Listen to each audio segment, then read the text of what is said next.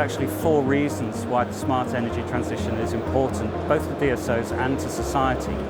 The first one is really about efficiency, making sure that we make the maximum use of every piece of energy that's available to us. And that translates into reducing the amount of wastage of energy, getting that energy from the generation through the distribution to the consumer. The second point relates to the incorporation of renewable energy into the supply chain. So being able to incorporate people supplying solar energy, supplying wind energy, and also supplying energy from water turbines in countries like Albania, where we have some interesting projects developing. So that's all about being able to make sure that the grid can develop to accept the change in the way that energy is produced, distributed, and consumed. The third issue is actually around the introduction of electric vehicles. So a lot of countries, certainly in the Nordics, are going through major government-led programs to increase the number of electric vehicles. And that's placing a very different demand profile on energy consumption out into the grid. And being able to manage that change in profile of energy consumption is very important within the energy transition. And it's forcing DSOs to be able to implement a lot more intelligence and automation way out beyond the technology areas of the grid, the high and the medium voltage grid, but out into the low voltage grid where traditionally there's been less technology. But the last of those 4 I see as actually being related to society in general and the supply of energy to all potential consumers. Being able to establish energy supplies to part of the world where perhaps it's not so regular, and being able to allow local generation to be able to fill the gaps in supply so that everyone's able to get to energy, and that energy is supplied on an equitable and fair basis.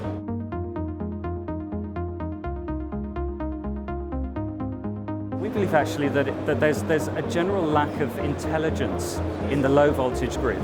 So we look at high voltage grid and medium voltage grid, and there's been a lot of investment in those areas. The assets have a lot of value associated with them, so there's a strong business case to invest in intelligence in those resources so that they can be effectively managed and monitored and controlled.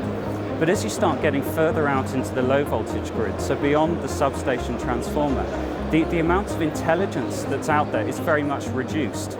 But it's that intelligence which is essential in being able to monitor, control, and look at the data that's coming back, start looking at big data and analytics, but be able to take intelligent actions off that information.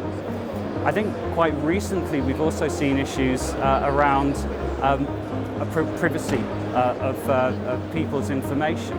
And that's a very interesting case where the new regulations around privacy of personal data are perhaps acting to restrict the flow of information that's coming out of the low voltage grid. And that starts to mean that we need to be a lot more sensitive to the security of the information as it comes out of the low voltage grid and reaches those big data systems that are able to make that intelligent analysis of the data.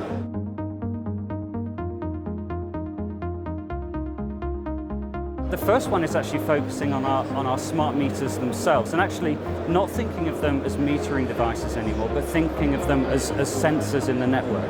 The amount of information that comes back from a meter, it includes things like voltage performance, power performance, all sorts of detailed information about how that supply is being delivered.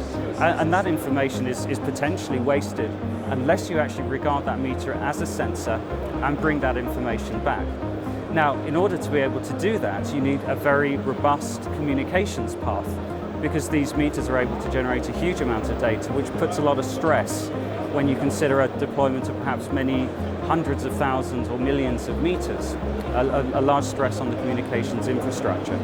So we need to make sure that the Nest meters are able to communicate large volumes of data back efficiently.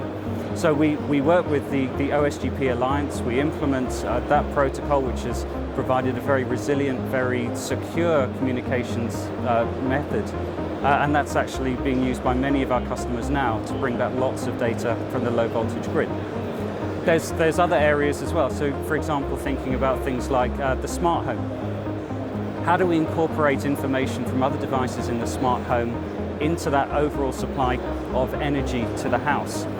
Nest meters can come equipped with wireless M-bus adapters, which mean that they can communicate with other equipment in the house, and we can start looking at things like how we control consumption, how we advise consumers to control consumption so that they're actually making the best use of the available energy. So smoothing out some of those peaks and troughs in supply.